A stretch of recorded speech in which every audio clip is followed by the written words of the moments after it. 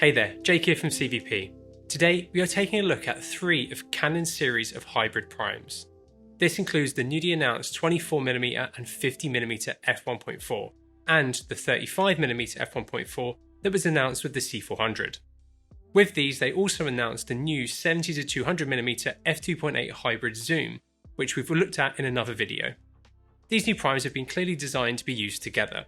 They are all the same size, have the same 67mm filter thread, overall control layout, and they only differ in weight by around 65 grams, which will make switching them out when running your camera on a gimbal much easier. We've managed to use them on an R5 II and C400, and they balanced on both of those really well. Especially on the R5 II, they're so light and compact and feel really good on that camera when using it. I do wish that they had some form of stabilisation built into them though. They all have a declicked iris ring, which can be moved into the A position so you can control it on the camera or have it automatically adjusted, and a control ring on the front. This control ring is incredibly helpful as you can rebind it in your camera menu to do a range of helpful things. All 3 of them are dust and moisture resistant and feel very solid in the hand.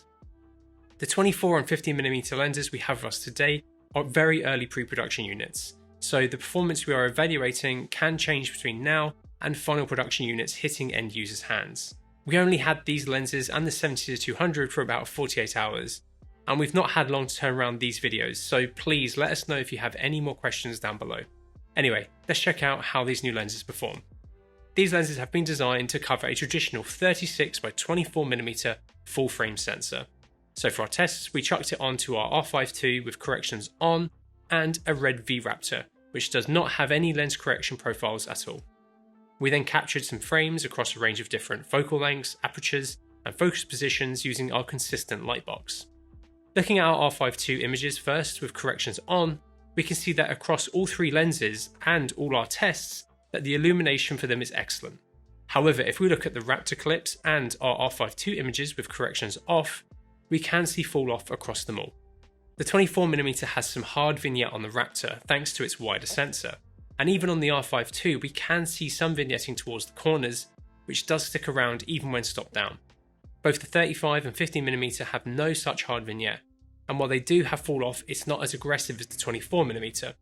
For those of you wanting to use these lenses on a Raptor, you'll have to crop in on the 24mm to get rid of the vignette, and for those shooting on Canon, you'll probably have the correction profiles turned on in camera, which will result in nice, evenly illuminated images. If you want to keep up with the latest and greatest kit, please subscribe to the channel if you haven't already. And if you want to buy anything you see in this video, or any other kit for that matter, head over to cvp.com where our experienced team is waiting to help you. Right, let's take a look at how the lens renders out of focus backgrounds. Let's start off taking a look at the 24mm. Wide open we can see some circular texture or onion skinning in our highlights, a defined edge with slight glow, and a touch of CA at points. This character persists as we stop down, though edges do look a bit more defined when stopped down. Shape is good in the middle wide open, but you do have cat's eye towards the corners of the frame. At f2 the cat's eye is reduced, but we do have some cutting towards the corners, and we can see the 11 blade iris, which all 3 of these lenses have some form of, shaping the highlights. At f2.8 we still have some cutting, and as we hit f4 the shape becomes more consistent. Looking at the 35mm we can see similar character to the 24. Defined edges, slight glow, and onion skinning texture, which again persists as you stop down. It also has similar shape with cat's eye wide open, which again changes as we stop down.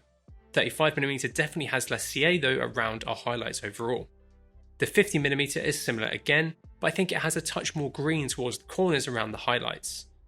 Overall though, they match decently well, and this means that when shooting something with all of these back to back, you aren't going to have out of focus elements that look completely different to each other when you switch between the different focal lengths. In some of our creative shots we've managed to create some depth to show this off and just show how nice these out of focus elements can look with these lenses.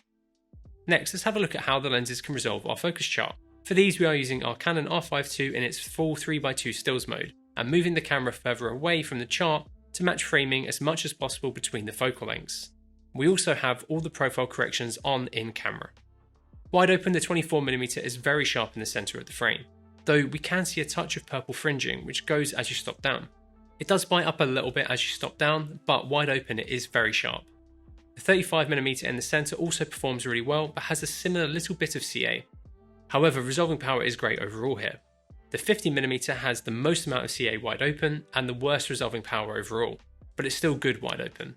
Stopping down to 2.8 makes a big difference with the 50, where the lens really bites and cleans up. Looking at the corners, we can see the 24mm has some CA which goes as you stop down. It looks good wide open but really bites up at f4. The 35mm has more greeny bluey aberration towards the corners, which I think looks far better. It is a good bit softer than the 24mm though, but does bite up again at around f4. The 50mm falls off the most wide open. We can see clear CA and a reduction in sharpness. Again at f4 it really bites up with a reduction in CA and much better resolving power.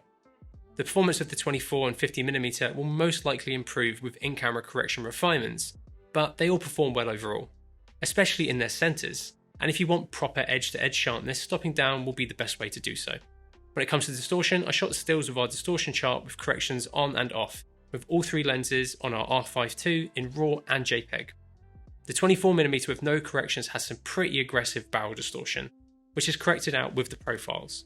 The 35mm also has barrel distortion, but nowhere near as much as the 24. The 50 has a touch of pincushion distortion, but is by far the best controlled out of the three. For our breathing examples, I am pulling focus through the entire focus range quickly, so this will look exaggerated versus a real world pull. Both the 24 and 50mm have a bit of breathing to them, but they aren't awful.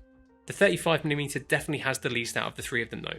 If you want to eliminate this breathing completely, these lenses alongside some of Canon's other RF glass are compatible with the focus breathing correction function, which is available in a few of Canon's cameras including the R5 Mark II and R6 Mark II.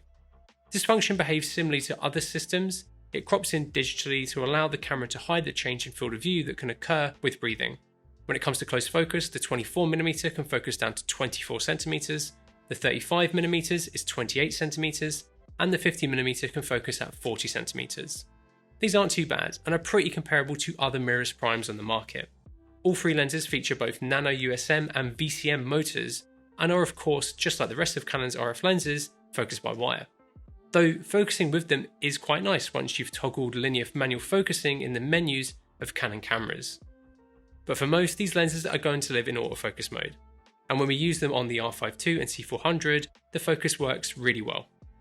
And because of these new motors, focus is very quiet as well, which is going to be great for video. Let's take a look at how the lenses perform in regards to transverse aberration. These example clips are with the internal correction profiles turned on, which includes CA correction. Starting with the 24mm, we can see that wide open there is a bit of greeny blue aberration after and reddy purple before our point of focus. This is pretty strong until around f4 where it's much better controlled, and at 5.6 it looks pretty clean. With the 35mm wide open we can see less aberration than the 24, though it still has green after with softer, less saturated pink before. It looks like it has some spherical aberration here too. CA is pretty much gone from 2.8 onwards and it looks really good from f4 onwards. Lastly, the 50mm wide open has some light purple before and yellow-green after our point of focus. However, it's not as saturated as the other two lenses. From 2.8 onwards, performance looks really good here. It's definitely the cleanest out of the bunch. A lens's flare characteristic is a very subjective thing. For these examples, we've grabbed a torch and blasted it down the barrel of each of our lenses. We tried to keep the torch in the same position, but did move the camera as we changed the focal length. The 24mm has an interesting ring flare when the torch is in the centre of frame, and streaking that the other lenses do not have. The 35mm is probably my favourite looking out of the three, and the 50mm flare is pretty busy, and as a result really shows how green the flare is. We'll be putting the full uncut tests on our Vimeo as soon as possible, so if you want to see these and the rest of the tests in full, make sure to follow us via the link in the description below. All three lenses are priced at £1,819 including VAT. This positions the 15mm a good chunk under the f1.2, and for most, I think the f1.4 is more than enough, and so much smaller and lighter than the f1.2. It's great to see that Canon are finally fleshing out their hybrid series of lenses. With the new 70-200 2.8 as well, you have a really nice range to choose from now if your focus is shooting video. These new primes offer a great balance of image quality. They produce nice, sharp, clean images with a touch of character. They are a fantastic size and weight and are great to use. I can see plenty of hybrid mirrorless users and Cinema EOS owners grabbing these, especially now we have a small set of them available. If you want to pick up any of these for yourself, I've put links to our website in the description below. Anyway, let us know what you think of these new primes and if you have any further questions about them in the comments below. And if you liked the video, please give it a like and maybe consider subscribing so you don't miss out on our awesome upcoming content. And thank you so much for watching.